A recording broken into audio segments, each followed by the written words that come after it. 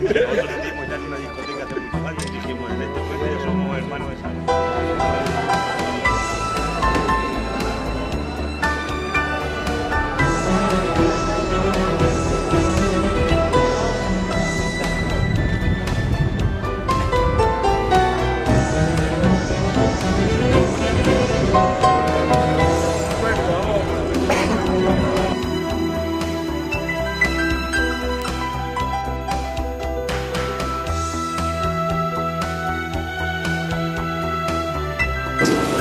Bueno, hemos empezado un poquitín tarde, la verdad es que esperábamos comenzar un poquito más temprano, ha habido gente incluso que ha tenido que salir porque tenía otras cositas hoy que tenemos un día que es el Día de los Enamorados y además que tenemos fiesta de carnaval, no solamente aquí sino en todos los pueblos de alrededor. Hemos querido hacer algo cercano aquí porque La Roda, su idiosincrasia, la manera de entender las cosas en La Roda, los emprendedores, en La Roda la verdad es que somos muchos, quizás por las características que tiene este pueblo. Este pueblo tiene unas características de muy buena comunicación. Este pueblo ha tenido también la Renfe hasta hace muy poco, que ha sido también un valor en activo, y ha tenido también la autovía o la carretera general antiguamente que cortaba por el centro de La Roda de Andalucía. Quizá ello haya significado que la gente de La Roda tengamos ese gusanillo de emprendedores, de gente que hemos emprendido, que hemos hecho la pequeña y mediana empresa. Tenemos un polígono que cuenta con casi 40 empresas y una media de 5 o 6 trabajadores, unas con otras, las que tienen más por las que tienen menos. Pero tenemos también mucho tejido empresarial pequeño, el pequeño negocio, la tienda de toda la vida, la de la esquina, la tienda de barrio, la gente que se saca su autónomo a poner un pequeño kiosquito. Y la verdad es que La Roda en eso somos bastante avanzados con respecto al conjunto de la comarca.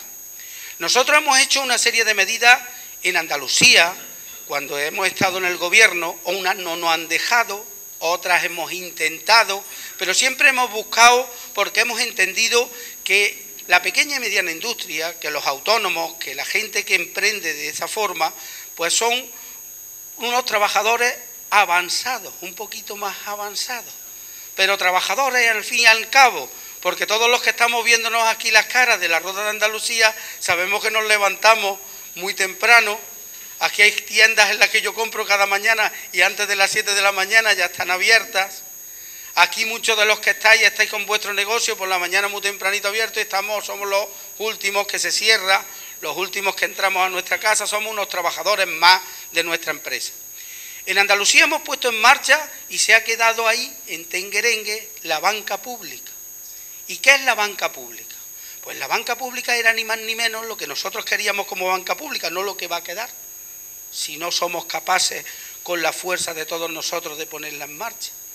Era un banco con ficha bancaria público, pero un banco público que sirviera a la pequeña y mediana industria, a los autónomos, a la gente sencilla, para intentar de acceder a los créditos, que es lo que nos pasa a nosotros, no accedemos a los créditos.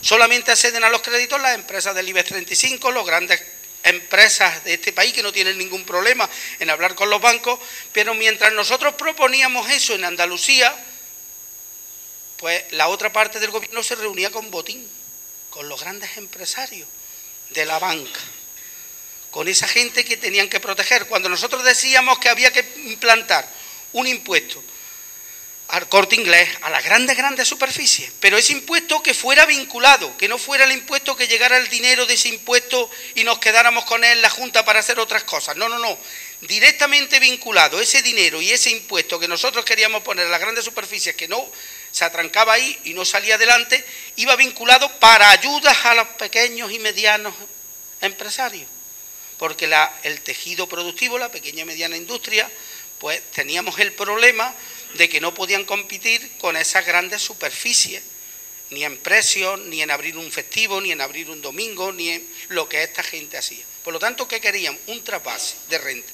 de esas grandes superficies a los pequeños y medianos comercios, a los autónomos, a la gente que tenía la tiendecita. Esas son líneas fundamentales que nosotros hemos llevado, pero además hemos estado perfectamente en contacto. Aquí hay empresarios, pequeños y medianos empresarios que han venido conmigo a Sevilla muchísimas veces.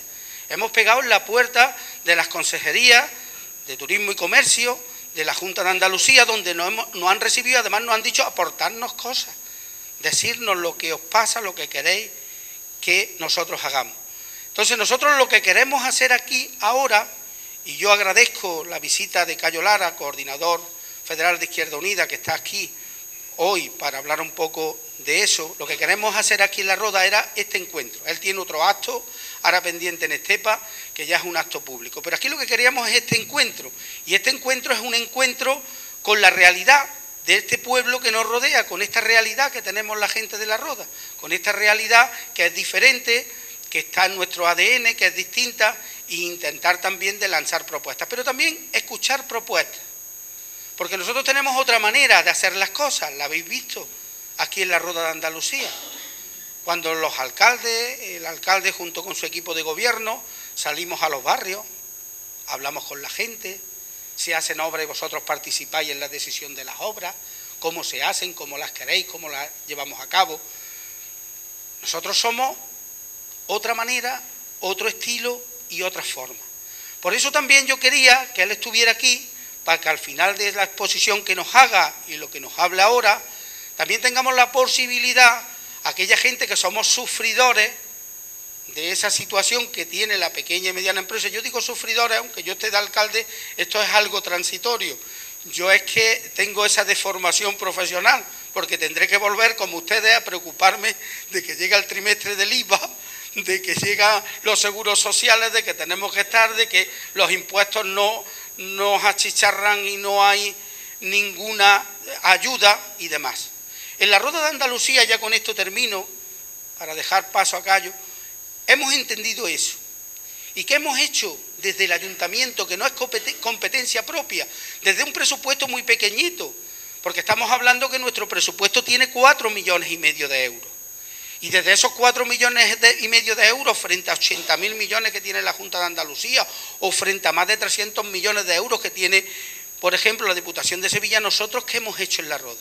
Nosotros hemos sacado en La Roda algunas políticas que son políticas destinadas a la gente que más lo necesita cuando emprenden un negocio. Nosotros, en primer lugar, entendíamos que había un colectivo que eran las mujeres emprendedoras que tenían incluso más necesidad porque había más paro en ese sector, y pusimos un cheque de 500 euros a los 6 meses. Han sido muchas los negocios en las empresas de La Roda que llegaban a los 6 meses de autónomo, llegaban al ayuntamiento y le damos esa pequeña ayudita, que no es competencia de esta administración, pero sí lo hemos hecho. Hemos dado también la posibilidad de que todos aquellos pequeños negocios menores de 100 metros cuadrados, todo aquel trámite que se tenga que hacer en el ayuntamiento, totalmente gratuito, todo, porque entendíamos que eran gente que era el autoempleo, la manera de buscarse la vida con las dificultades que están cayendo, y entendíamos que había que protegerlo. Ahora, en este último año, hemos puesto los hombres y las mujeres, ya no solamente las mujeres, sino también todos aquellos jóvenes que emprenden un negocio en nuestro pueblo y que se tiran 6 meses en ese negocio, le damos 500 euros de ayuda desde la administración del ayuntamiento. Si contratas a otra persona por 6 meses y presentas el TS2, también otros 500 euros. Si la contratas a media jornada, 250. También esas ayudas se extienden hasta 3 en cada empresa. También dimos algunas ayudas a aquellos jóvenes que tenían empresas y que habían contratado como mínimo 5 trabajadores, de 1.000 euros. Y también lo hicimos desde el ayuntamiento. Y vuelvo a repetir, no es nuestra administración competente en esa materia, pero teníamos de alguna manera que mostrar al conjunto de administraciones, al resto de administraciones, que había que abrir otros caminos de ayuda, otros caminos de líneas de financiación, otros caminos de banca pública. Ya estuvimos con Antonio Maillo visitando las instalaciones de muchos de vosotros, hablamos con vosotros del tema de la banca pública, de la importancia, del impulso que eso significaría para Andalucía y para los pequeños y medianos empresarios, y todo eso lo hemos hecho desde el Ayuntamiento de La Roda también, sin tener nosotros esa corresponsabilidad como gobierno de hacerlo, pero sí teníamos la voluntad y la necesidad y enseñar el camino a otras administraciones que deben de aportar también. Dicho esto y esta pequeña introducción, yo ya os dejo con Cayo. Para mí, Cayo, es un honor tenerte hoy aquí en La Roda de Andalucía, es un placer que estés hoy aquí con nosotros. Nosotros nos hubiera gustado haber hecho también un acto, que no es tarde, si hay posibilidades más adelante de hacer un acto ya pues para todo el pueblo y demás. Y lo que hemos querido hacer, además de los amigos, de los simpatizantes, algunos de Izquierda Unida que están por aquí, fundamentalmente una representación importante de pequeños y medianos empresarios, que son los que te van a preguntar ahora después, si tienen alguna pregunta, alguna cosa, después de tu exposición. Y yo ya os dejo. Muchísimas gracias.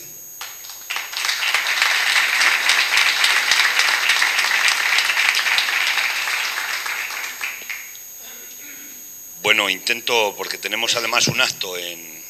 me hacen una agenda, yo digo siempre que los comunistas me explotan cada vez que me pillan de por medio, ¿no? Y hoy tenemos una agenda demasiado dura. La razón, no es razón, es que era imposible de cumplir, y cuando se hace una agenda imposible de cumplir, pues no llegamos a tiempo, por mucho que nos despeñemos por ahí, ¿no?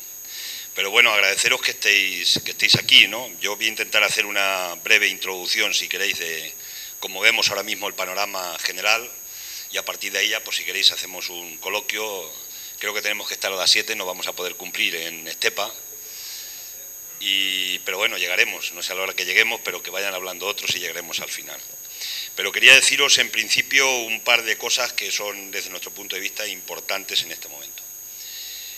No voy a haceros me gustaría poder hacer una conferencia un día completa para valorar la situación que tenemos, pero lo cierto es que nosotros hemos tenido un modelo de desarrollo que no era el modelo de desarrollo que necesitaba este país. Los que lo hemos venido denunciando, cuando eso no lo denunciaba casi nadie, nos decían locos y que estábamos en contra de la modernidad y el progreso, y después la modernidad y el progreso nos ha traído al mayor desastre económico que tenemos en la historia de España, por lo menos de la historia democrática, ¿no? Hoy tenemos un país endeudado, hay una deuda pública de 1 billón de euros, que es lo que producimos en España en un año.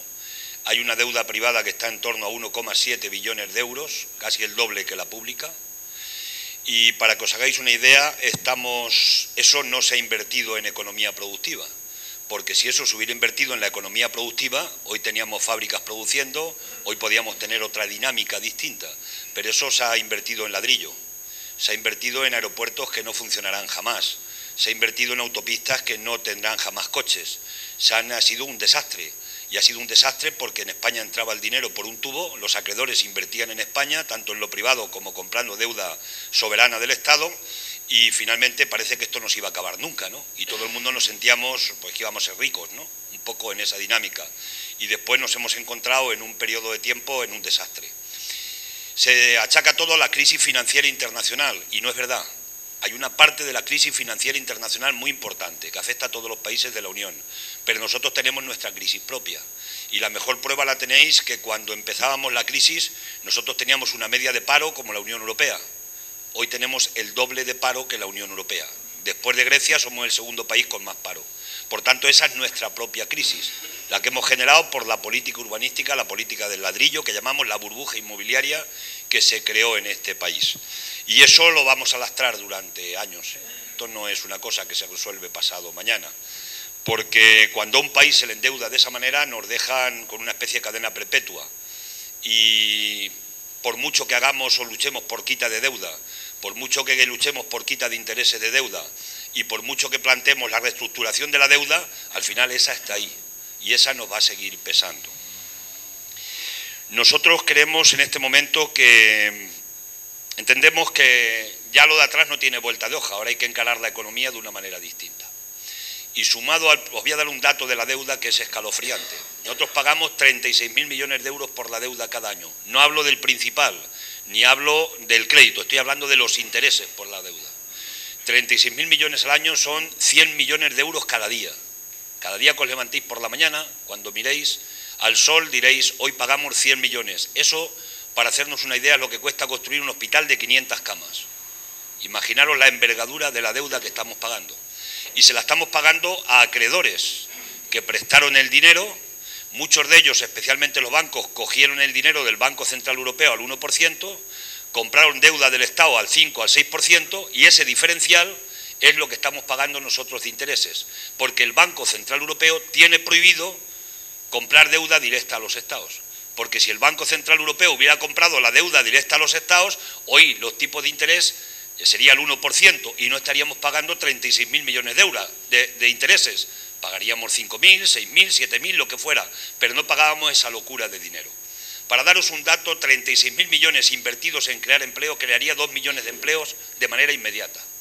Imaginaros si en lugar de pagar esos intereses pudiéramos crear empleo con eso. Y nuestro planteamiento es, ¿por qué no le podemos decir a los acreedores que invirtieron dinero para comprar deuda? Mire usted, ustedes se van a llevar el principal. A lo mejor hay que discutir una parte si es legítima o no, y hay que hacer una parte de quita de la deuda, pero los intereses, coincidirán ustedes con nosotros que cuando invirtieron algo tenían que haber arriesgado, y por lo menos los intereses que no los tenga que pagar este país. Y la deuda, en lugar de tenerla a 5 años, a 6, a 7, a 8, 10, a lo mejor hay que plantear una reestructuración de la deuda para alargarla más en el plazo y que tengamos que pagar menos intereses anualmente. Por tanto, nosotros estamos dando esta batalla a nivel europeo, porque creemos que este país no va a levantar cabeza si no abordamos el problema de fondo, que es el problema de deuda y los intereses que pagamos por la deuda. El dato de los 36.000 millones de euros viene a ser el 70% de lo que gasta este país en educación, para que nos hagamos una idea. Y ahora bien, la política de luchar contra el déficit público, es decir, el déficit, ¿sabéis lo que es? En las cuentas del Estado entra menos dinero que gastamos. Y por tanto eso provoca un déficit que cada vez se convierte en deuda, como si en nuestra economía cualquiera pues nos gastamos más dinero que nos entra y eso se convierte en deuda, y la deuda en intereses y es la pescadilla que se muerde la cola. Y había dos maneras de resolver la deuda. Estoy explicando esto para que veáis el contexto general, que creo que es importante conocerle, ¿no? El planteamiento es, había dos maneras de resolver el déficit. Una era con mayores ingresos al Estado y otra era con la política de recortes. Y el Estado, ¿por qué ha apuntado? Y la Troika, ¿por qué han apuntado? Porque lo resolviéramos con política de recortes. Recortáramos en gasto público, recortáramos en profesores, recortáramos en sanitarios, recortáramos en gasto social. Esto ha sido, recortáramos en salarios, bajáramos los salarios en el país, todo esto, despidiéramos a los trabajadores en las grandes empresas y multinacionales que están haciendo el agosto, porque están deslocalizando y se llevan las producciones a países con salarios más bajos todavía, y decidieron caminar por la vía de ir por los recortes. Los recortes que nos han llevado a que se nos hunda la economía. Y los que tengáis aquí una tienda, pues vendéis menos porque la gente no tiene poder adquisitivo para comprar los productos que vendéis en la tienda. Y los comerciales que vienen a venderos venden menos. Y eso significa que las fábricas pueden sacar menos producto. Y eso significa la cadena. Que en la fábrica, si vendemos menos producto, hay que cerrar partes, hay que producir menos y hay que hacer expedientes de regulación de empleo y echar trabajadores a la calle. Por tanto, España hoy tiene una crisis de demanda. No tenemos poder adquisitivo para comprar los productos. Cuando se le pregunta a los empresarios cuál es su problema fundamental, dicen tres cosas. El primero, que el 13% es por el problema de los salarios. El 13%. Un 50 y tantos % dice que es por el problema del crédito, que no tienen liquidez, que les falta dinero en efectivo y a un tipo de interés razonable para poder tener, capitalizar, reinvertir. En definitiva, es el segundo problema. Y el tercer problema, que no tienen clientes, porque la gente no puede comprar. Y este es el problema central que tenemos en la economía europea y especialmente en la economía española. Y o saltamos esto o no hay solución. ¿Cuál era la vía que nosotros planteábamos en lugar de la vía de recortes? Vía de más ingresos. ¿Eso qué quiere decir? Pues el PP vendrá y os dirá, eso es que estos quieren subir los impuestos. Nada más lejos de la realidad. Lo que nosotros estamos planteando es que en España hay un fraude fiscal de 80.000 millones de euros cada año. 80.000 millones de euros, son 8 puntos del Producto Interior Bruto. Y la mayoría de este fraude lo provocan las grandes empresas multinacionales, empresas del IBEX, y las que pueden hacer ingeniería fiscal para no pagar los impuestos a la hacienda pública. Luego ya sabemos que el fraude chiquitín lo hacemos el que más y el que menos, ¿no? El IVA, sin IVA, cómo lo hacemos, eso lo sabemos. Pero eso, si queréis, es la menudencia comparado con el fraude gordo que están haciendo especialmente las grandes empresas. Y a partir de ahí lo que nosotros planteábamos es que tenía que haber habido una lucha a fondo frente a este fraude fiscal permanente para haber resuelto el problema del déficit con la vía de mayores ingresos. Y además legalmente, lo dice la Constitución, el artículo 31 de la Constitución. Por tanto, no se trataba de más impuestos, se estaba tratando de que realmente paguemos cada uno en función de lo que ganamos y en función de lo que tenemos, así de simple. Y de esa manera no hubiéramos ido a una economía rota como tenemos en este momento, atacando a la vía de los recortes, a la vía del consumo, ¿no? Dicho eso, decir que la salida que nosotros planteamos, nosotros creemos que en un momento donde la empresa privada no tira porque entre otras razones tiene un problema de crédito importante y no se ha diseñado en este país todavía un nuevo modelo productivo diferente al que tenemos, hay dos vías por las que se puede actuar. Una de ellas es por la inversión pública del Estado para que sirva de locomotora de la economía y arrastre a sectores privados que puedan moverse en función de que el Estado haga de locomotora de la economía. Para eso hace falta recursos. Y para eso hay que atacar el fraude fiscal, para que el Estado tenga dinero no solo para controlar el déficit y no incrementar más la deuda, sino sencillamente para ir a la inversión a la economía productiva. Y la segunda es que necesitamos una banca pública. Sin banca pública no hay alternativa, pero claro, los banqueros dicen no queremos que compitan ustedes en el mercado con nosotros, pero no defendemos la libre economía de mercado. Entonces, ¿por qué no puede competir el Estado? ¿No tuvimos en España la Argentaria? ¿No tuvimos el Banco de Crédito Agrícola? ¿No tuvimos el Banco de Crédito Local? ¿No hemos tenido bancas públicas en España, además del Instituto de Crédito Oficial? Las hemos tenido. ¿Y aquello funcionaba? Yo opino que funcionaba. Habría de todo, pero funcionaba, era banca pública. No era una banca donde nadie tenía que ganar, no había accionistas que ganaban dinero. Si se gestionaba bien o mal sería otra cuestión, pero no había accionistas que ganaran dinero. Pero en España lo que han hecho es el 50% del ahorro que teníamos en las cajas, que nacieron con una filosofía concreta, y era invertir los ahorros de las regiones y de las comarcas en las zonas para la economía productiva. Muchos hemos estado, yo soy campesino, y he estado llevando tierras durante muchísimos años, y yo vivía de los créditos que nos daban las cajas, y nos daban el crédito para el año que viene, ese crédito nos permitía tirar otro año, y nos permitía sembrar y nos permitía tirar, y lo hacíamos con las cajas. Y las cajas tenían una virtud, y es que las cajas no tenían ningún consejo de accionistas que tenían que ganar, tenían un fondo social, gracias a los cuales tenemos muchas obras hechas en los pueblos. Pero esto se lo han llevado, y detrás está la banca. La banca se ha quedado con el 100% del ahorro en nuestro país. Y ahora que la banca tiene el 100% del ahorro, cuando en Andalucía se dice que se quiere hacer una banca pública, a la banca se le ponen las orejas de punta y ataca. Yo soy de los que piensan que el pacto se ha roto, entre otras cosas, por la presión que el poder financiero ha ejercido sobre el gobierno de Andalucía para que reventara el pacto en Andalucía. No ha sido por irresponsabilidad de los que estábamos formando parte del gobierno de Andalucía, ¿eh? Nosotros somos gente responsable. El presupuesto del 2015 está aprobado en la Junta de Andalucía. Una fuerza política responsable o irresponsable no hubiera aprobado ese presupuesto, y lo hemos aprobado. Y nosotros lo único que le pedimos al gobierno de Andalucía es que había que cumplir con el pacto que teníamos, con el acuerdo, con 30 leyes y 256 medidas. Pero esto no era por nosotros, era por el pueblo de Andalucía. Y la banca ha tenido mucho agujero, mucho que ver.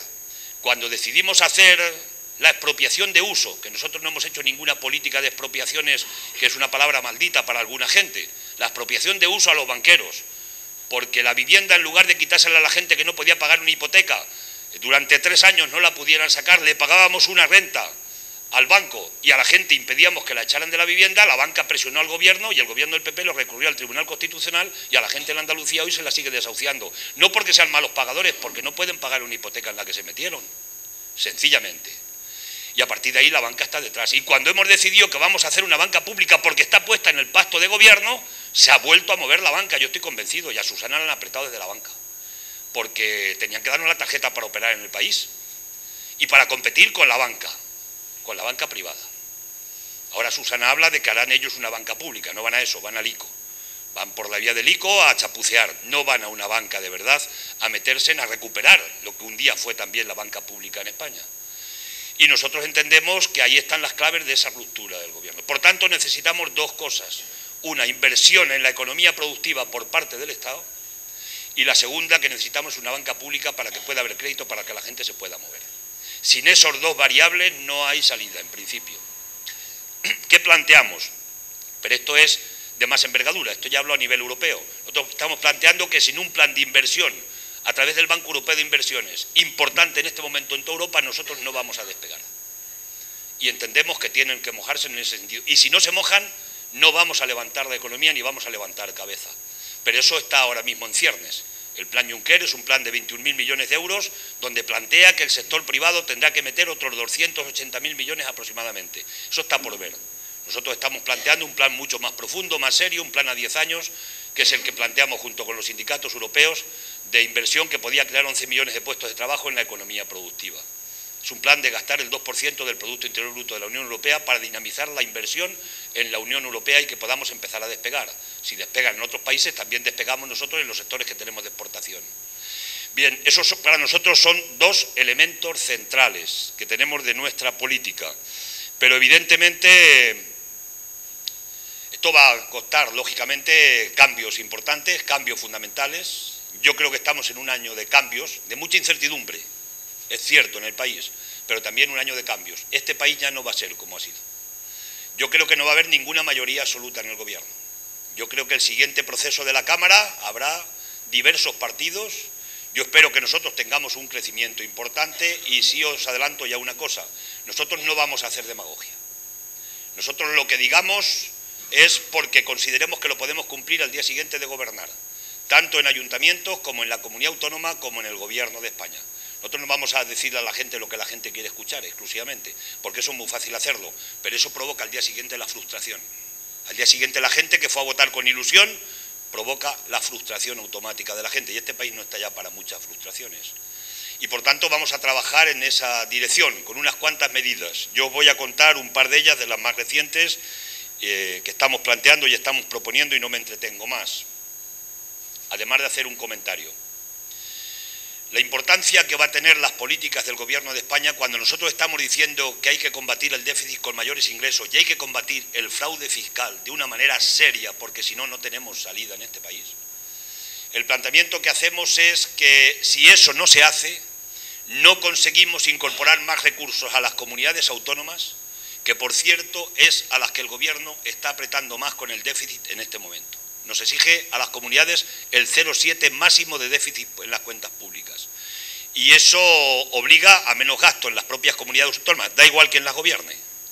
Obliga a un menor gasto y eso obliga naturalmente a que haya políticas restrictivas de recortes. Mientras el Gobierno no cumpla con su función de dotar las competencias que tienen las comunidades con más recursos, tenemos un problema de desarrollo en las propias comunidades. Y luego en las propuestas que os decía, os digo dos muy concretas, que nosotros hemos propuesto para la pequeña y mediana empresa y para los autónomos. La propuesta tiene que ver con el empleo. Nosotros planteamos una de las medidas del plan que tenemos del nuevo modelo productivo, una si queréis porque es la más destacable, es de las más destacables, que entendemos que había que financiar, dar una subvención de 3.000 euros a cada puesto de trabajo que se constituya por lo menos con fijeza de un año. Y si mantiene 2 años, el segundo año 2.000 euros por ese puesto de trabajo, como medida concreta. ¿Qué pretendemos con esta medida? Que facilitar que autónomos y pequeñas empresas puedan contratar a gente, pero a partir de que sea un salario también decente, que permita que podamos incrementar los salarios en España y por tanto podamos incrementar el consumo y podamos hacer que se mueva la economía. Es una de las medidas que proponemos. No estamos planteando reducciones en la seguridad social. Y os digo por qué, porque mucha gente dice que quiten lo de la seguridad social. Vale, si quitamos la seguridad social hay que rebajar y hay que quitar pensiones, porque las pensiones se pagan con las cotizaciones que hacemos a la seguridad social, el conjunto de trabajadores y los autónomos por las cotizaciones que hacemos. Con eso pagamos las pensiones de los pensionistas, como ayer las pagaban otros trabajadores a los pensionistas anteriores, y mañana la tendrán que seguir pagando. Por tanto, los que plantean recortar en la seguridad social, pues cuidado con ese tema, porque no se puede sorber y soplar. La seguridad social es la que nos mantiene precisamente las pensiones en nuestro país, además de otras consideraciones, ¿no? Por tanto, esa es una línea que hemos planteado. Y luego una medida concreta que afecta a la zona, que hemos presentado la ILP en esta campaña, que teniendo en cuenta que estamos en una campaña probablemente de las menos productivas en el olivar, va a ser de las peores que hemos tenido en los últimos años, los compañeros de aquí nos pidieron que teníamos que plantear que en lugar de las 35 peonadas fuéramos a la peonada cero, porque va a haber menos jornales, se van a dar menos jornales y por tanto va a haber gente que va a tener dificultad hasta para cobrar la ayuda.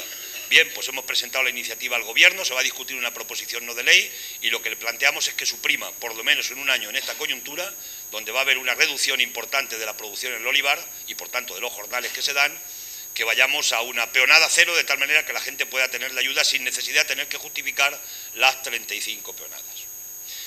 Pero nosotros no estamos... Alguna gente dice, bueno, algunos han dicho alguna barbaridad, cuando ha dicho la renta básica para todos universal. Es decir, eso no es posible.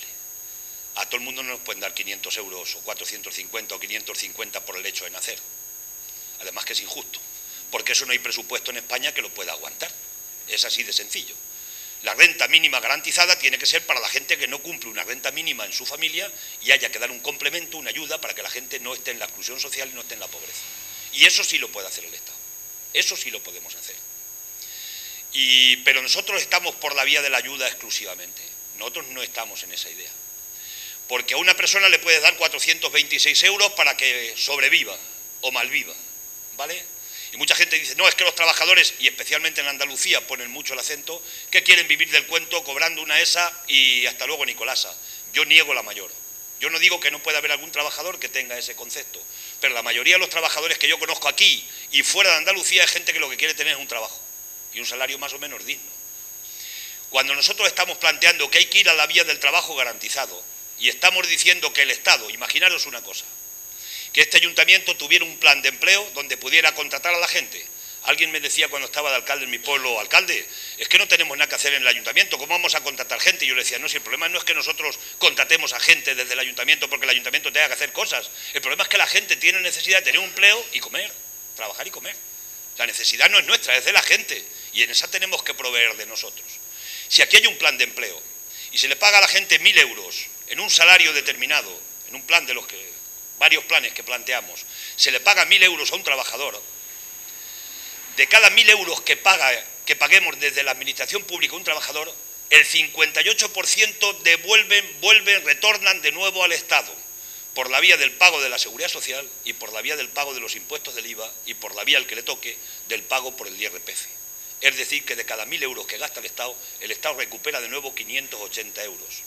Y no parece más razonable que en lugar de darle 420 euros a una persona sin más, le demos 1.000, el Estado recupere 580 y nos muevan esos 1.000 euros la economía en las tiendas y en el consumo? ¿No es eso más razonable? Por tanto, nosotros la apuesta que vamos a hacer no es tanto la apuesta por la ayuda, que habrá que hacerla cuando no haya más remedio, pero nosotros la apuesta que hacemos es la apuesta por el empleo. Porque entendemos que eso sí ayuda a mover la economía, y eso es importantísimo. Por tanto, en las líneas programáticas que tenemos generales, vamos a trabajar por esa dirección. Y concluyo, ¿este país podemos salir? Sí. ¿Vamos a salir inmediatamente? No. Quien venda eso nos engañará. Tenemos una dificultad muy seria. Hay que plantar la batalla en la lucha contra el fraude y hay que plantar una batalla en Europa. Nosotros estamos planteando una conferencia europea sobre la deuda para decirles que hay que ir a tres cosas. Una parte de la deuda la que consideremos ilegítima, porque hay una parte que es ilegítima. La segunda, una batalla frente a los intereses, y hay que decirle a los acreedores, ustedes invirtieron, pero cuando menos los intereses tendrán ustedes que entender que algo tendrán ustedes que poner. No lo vamos a poner todos en política de recortes en un pueblo que está sufriendo, estamos hablando ya de 13 millones casi de gente que está en el umbral de la pobreza en este país. Y la tercera, reestructurar la deuda, que quede a años. Alemania es la más fuerte, es la que más se opone, con más rotundidad, Angela Merkel. Y a Angela Merkel le estamos diciendo que a Alemania en 1953 se le retiró el 62% de la deuda para que pudieran restaurar Alemania y levantar cabeza como han levantado posteriormente. Y esa se la quitamos todos los países que estábamos en la Unión y fuera. Entonces la Unión no estaba, estábamos en ciernes, pero se la quitaron todos los países que lo tenían. Entonces Alemania no es la más adecuada en este momento para plantear que de quita de deuda nada, que de reestructurar deuda nada y que de plantar cara a los intereses nada. Si no luchamos en esas dos direcciones, tenemos muy difícil que podamos salir de la situación que tenemos en este país. Incrementando más deuda cada año, manteniendo el déficit como mantenemos y un fraude fiscal, que siguen apareciendo cuentas en Suiza y escándalos un día sí y otro también de este tipo, este país no levanta cabeza. Y nosotros vamos a pelear por esa dirección, porque entendemos que es el camino adecuado para que intentemos. Yo no digo que vayamos a volver a situaciones anteriores. Este país, y concluyo, no me estoy enrollando más, no me enrollo más, este país nosotros no somos un país de América Latina. Y os voy a decir la diferencia fundamental. En países de América Latina, el estado de bienestar no lo conocieron en muchos países a lo largo de la historia. Allí la riqueza y la pobreza eran dos extremos totalmente opuestos. Pero en España nosotros sí hemos tocado el estado de bienestar. Yo soy de la generación de la transición democrática y yo vengo de los finales de la dictadura. Y yo sé lo que era vivir entonces y sé lo que hemos vivido después. Cuando llegamos a los ayuntamientos democráticos, cuando tuvimos la sanidad pública, cuando tuvimos la educación pública, cuando los hijos de la gente sencilla, de los autónomos, de los trabajadores, podíamos ir a la universidad o podían ir a la universidad, nosotros el cambio lo hemos tocado.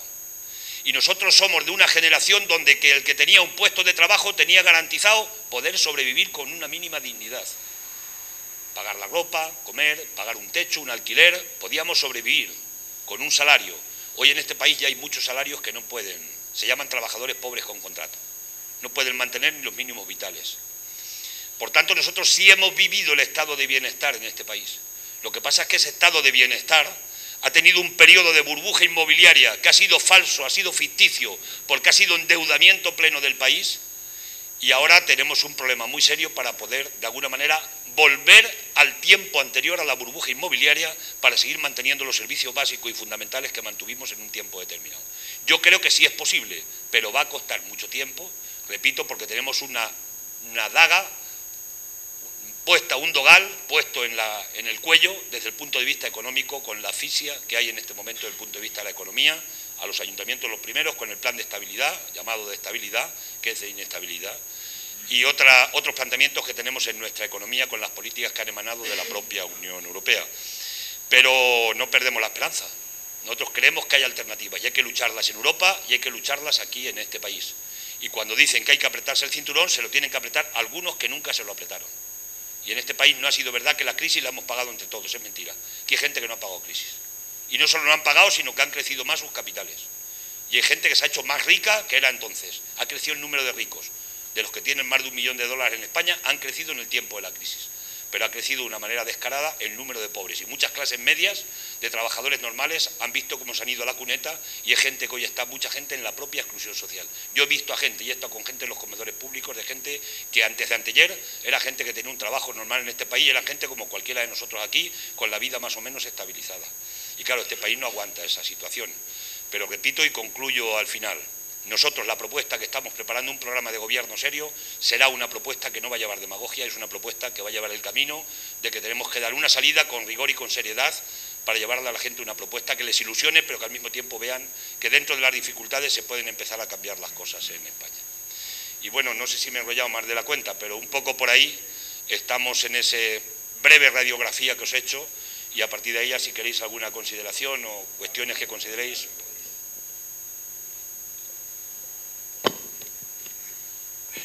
El sistema que hemos tenido aquí en este país con el rollo de la Comunidad Europea, crecimiento de empresariedad, subvenciones y demás, todo ha estado creado de una manera negra, porque yo conozco empresas y bastantes. Yo tengo 9 millones de kilómetros hechos, soy de Puente Genil. De kilómetros hechos. No, eso quisiera yo tenerlo. Y así podía ayudar a esta gente que con la burbuja inmobiliaria no tienen vivienda, por lo menos que tengan vivienda, le puedan dar trabajo, y así se quita de la ruina a todo el mundo. Pero aquí lo que ha pasado, yo lo sé de pura tinta, empresas como Paconsa en Murcia, con aproximadamente 5.000 camiones, irse a Portugal y crear la subvención de esa empresa, que ya la subvención se la dio la comunidad de Murcia, y que es el gobierno español, en definitiva. Coger esa gran subvención, te hablo de 3.000 camiones, aproximadamente un camión vale 40 millones de pesetas, O sea que si te hablo de 3.000, pues son de 1.500 camiones.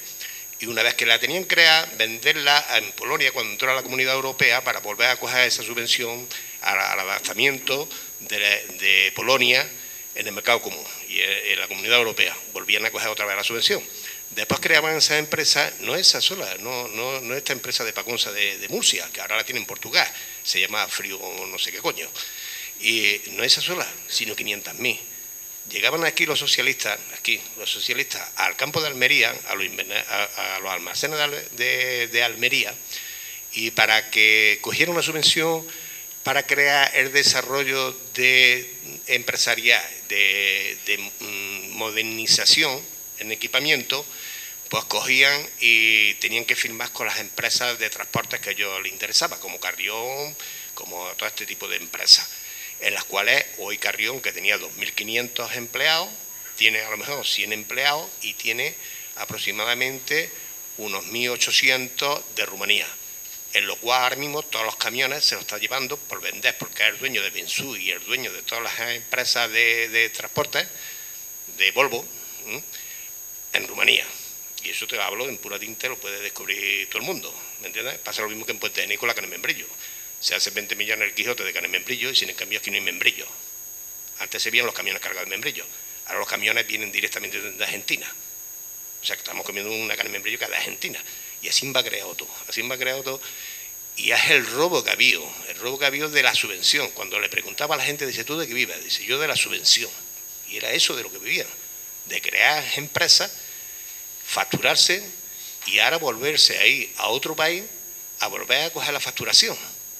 Y no hay más. Entonces, claro, ¿aquí qué empresa vas a poner?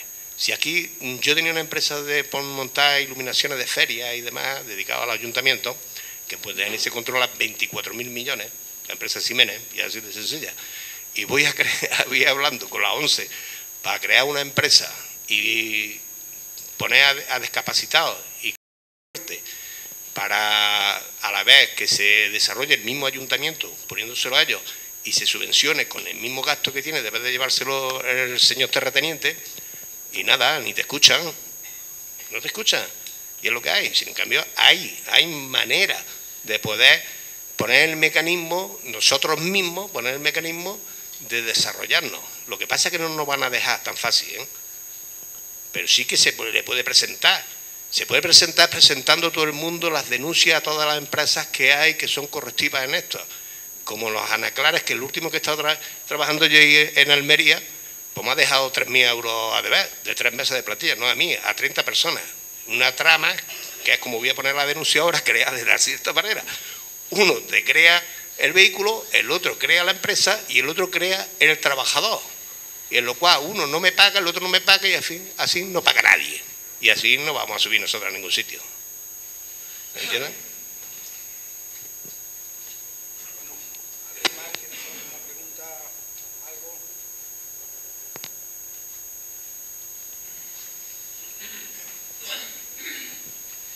Yo creo que ha hecho usted un análisis más o menos correcto de toda la situación. Y lo del fraude fiscal es verdad que es muy importante, pero ningún político habláis de todo el gasto de todo lo que tenéis alrededor como asesores, como diputaciones, como gente de los consorcios creados para meter a mucha gente ahí. Que realmente yo creo que hay un dinero bastante importante que se va, vamos, todos los años en todo pago de toda esta gente y mantenimiento de toda esta... Y la clase política, ningún partido habláis de ese tema. Se habla de todo el tema del fraude fiscal, que es importantísimo. Y esto no sé hasta qué volumen llegará, pero yo creo que es bastante importante también. ¿Usted qué piensa?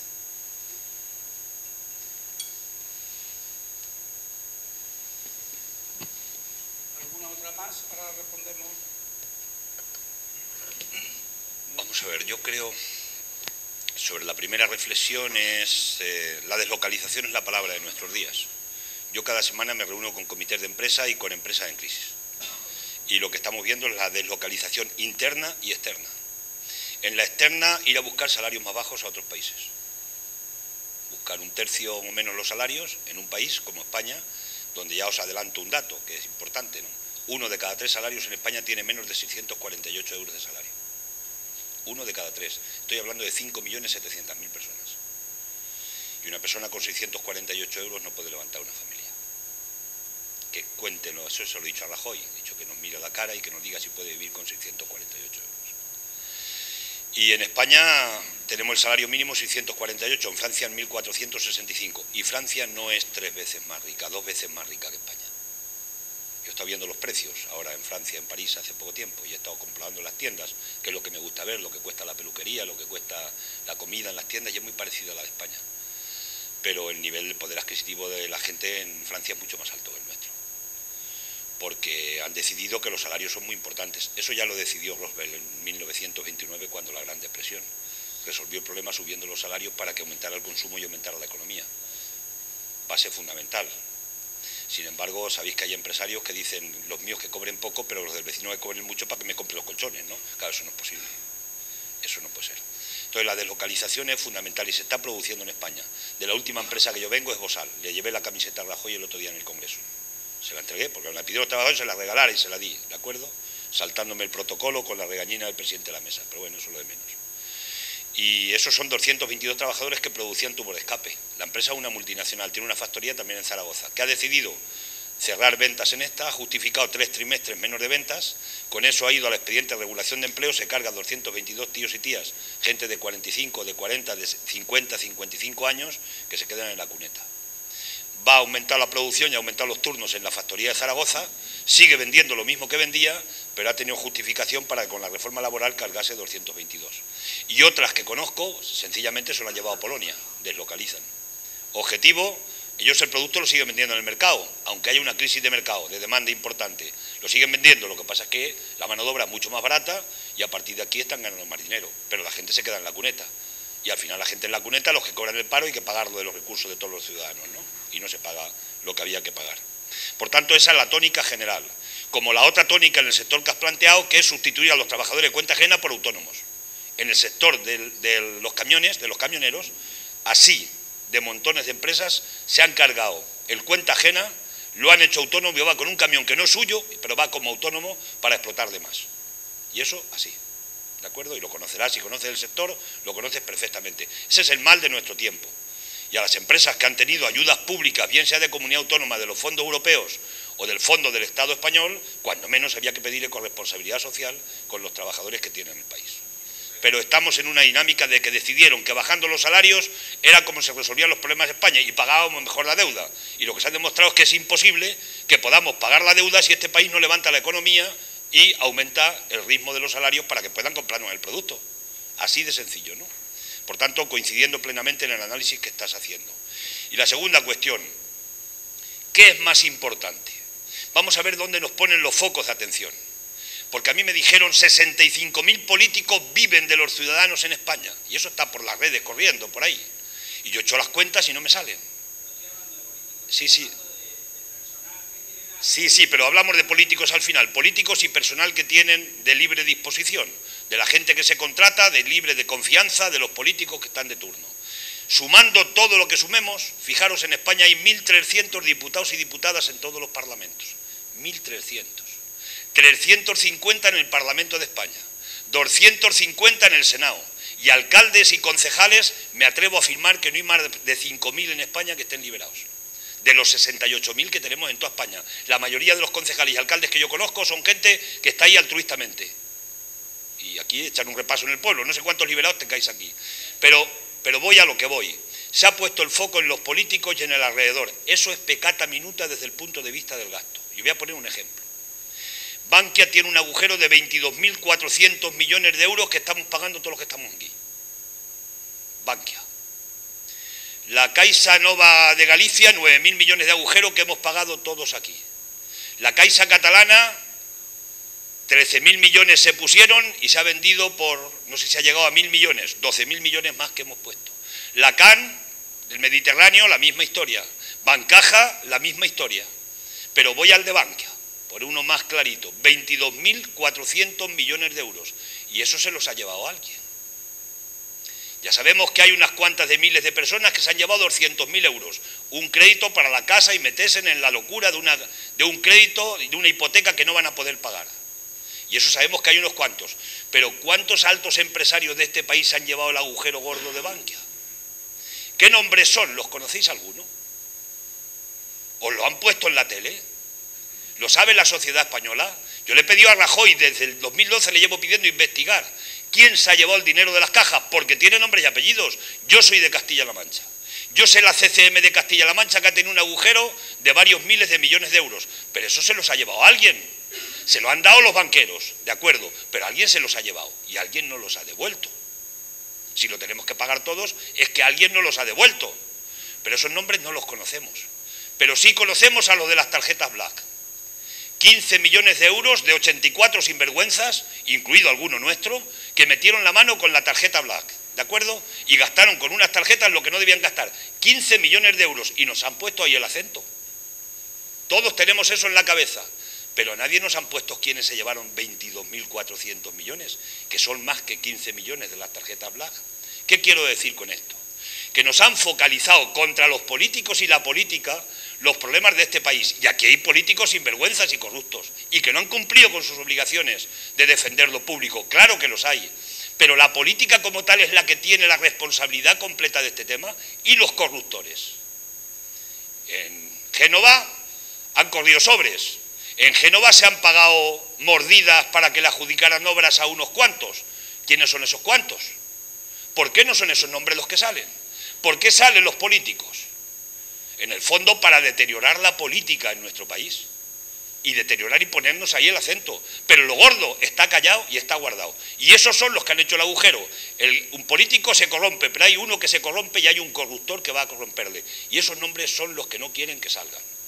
Y escucha, y estoy hablando del trazo grueso. Por tanto, el problema, siendo que pueda ser un problema, yo te voy a decir las cuentas nuestras de Izquierda Unida. Nosotros somos la tercera fuerza política de este país. Yo soy presidente portavoz de un grupo parlamentario de 11 diputados. ¿De acuerdo? Nosotros tenemos de gasto 3 millones de euros al año, que recibimos de subvención pública de Estado. Una parte de esos 3 millones de euros al año. Esas son nuestras cuentas generales de la organización. No, pero escucha, si lo que quiero decir es que nos han puesto el acento en una cosa que es minoritaria desde el punto de vista del gasto del Estado, que es minoritaria comparada con el agujero inmenso y el fraude fiscal inmenso. Estoy hablando de 80.000 millones de euros de fraude fiscal.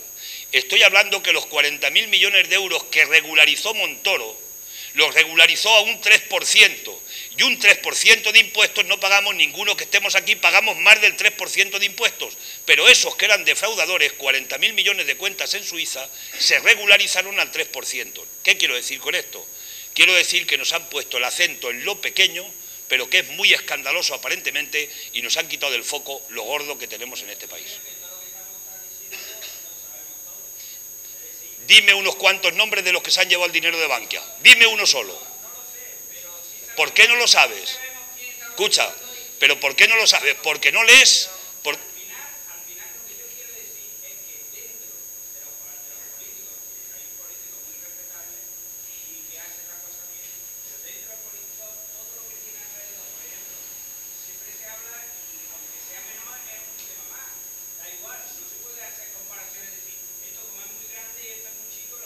De acuerdo.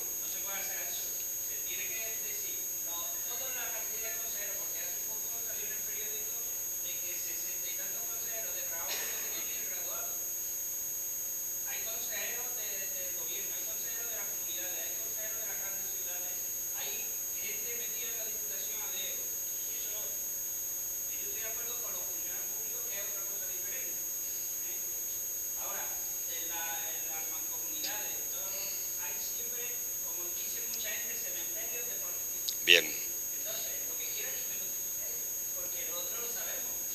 No, no lo sabes. Pero no se puede hacer comparación de decir esto es muy gordo y esto es muy pequeño y esto no tiene ya importancia. No, lo gordo lo estamos sufriendo todos los españoles. Sí, pero mira, hay una cosa. Aunque no sepamos detalles como nombre y todo. Pero escucha. Los detalles eso no lo sabéis ni parte de ustedes. Pero cuando alguien señala una herida, no hay que mirar al dedo. Hay que mirar a la herida.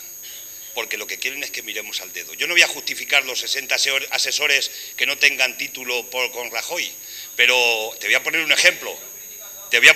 Yo no tengo título. Yo tengo título de campesino. Espérate, esa es mi profesión. No, pero te quiero decir esto. Es que pero escucha una cosa. Aunque los 60 esos de Rajoy que no tengan títulos tuvieran títulos, ¿cambiaría las cosas? Sí, pero repito,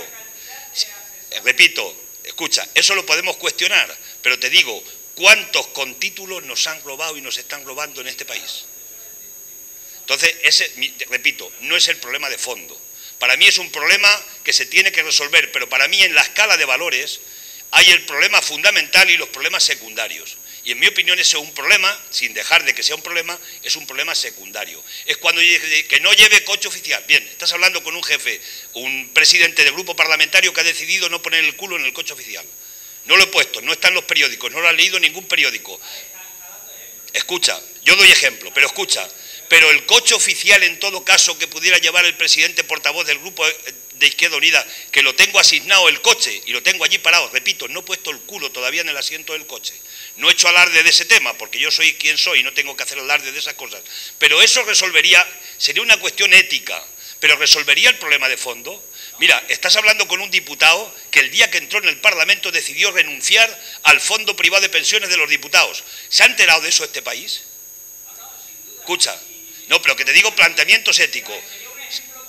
Sí, escucha, pero te quiero decir, pero escucha esto, pero escucha esto, de eso no te has enterado porque no te lo han contado los medios de comunicación.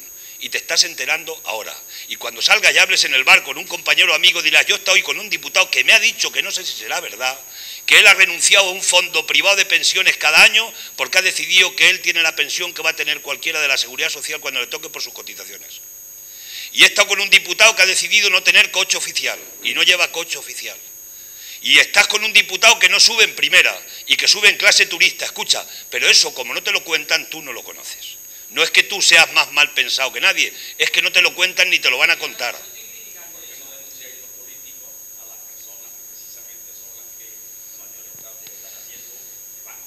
Escuchar, nosotros le hemos pedido 7 veces la comisión de investigación al Partido Popular sobre lo de las cajas. 7 veces. Porque queríamos 3 cosas fundamentalmente. La primera cosa era conocer quiénes habían llevado el dinero, no por conocerlo únicamente, sino porque le paguen, ¿de acuerdo? Y devuelvan lo que puedan devolver, no que se hayan llevado el dinero a no sé qué paraíso y después, hasta luego Nicolasa. La segunda es por qué el Banco de España no controló a las cajas para que no hicieran operaciones temerarias. Y la tercera, por qué la CNMV, que es el organismo regulador, tampoco controló la situación. 7 veces lo hemos pedido al Parlamento, 7 veces nos lo ha negado el Partido Popular. ¿Por qué lo ha negado el Partido Popular? Porque no tienen que salir nombres de determinadas personas que están implicados en la materia hasta las orejas. Y esos son los que la han organizado en este país. Nosotros más no podemos hacer. Nosotros tenemos 11 diputados, el PP tiene 186. Y la Cámara, como un rodillo, nos lo está fusilando cada día. Nosotros hacemos lo que podemos, desde el punto de vista de dar la tabarra.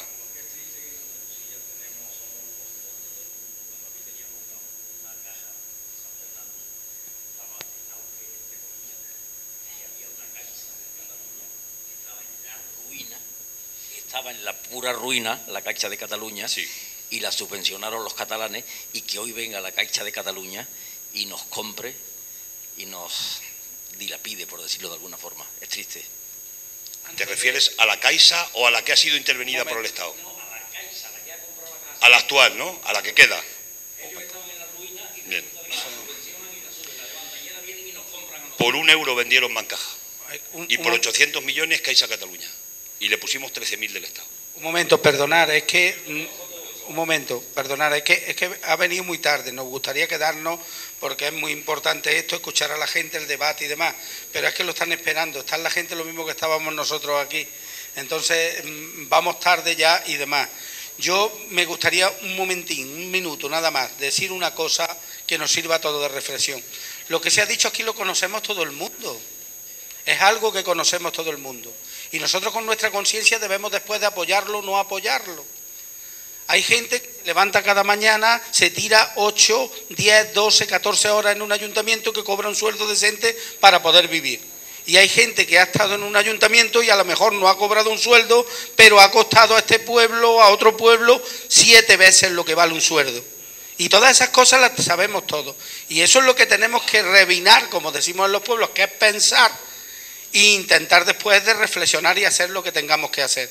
Yo creo que hay políticos de todas clases, que hay empresarios de todas clases, que hay trabajadores de todas clases y no se puede generalizar.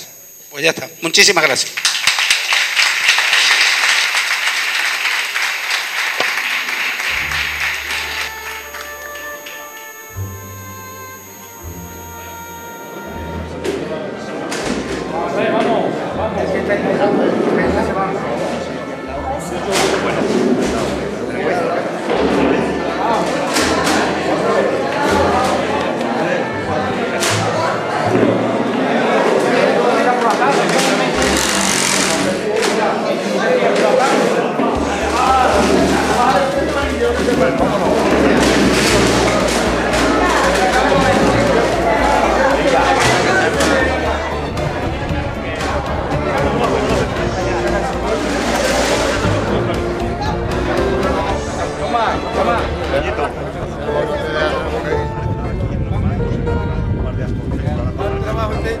pero únicamente la comarca.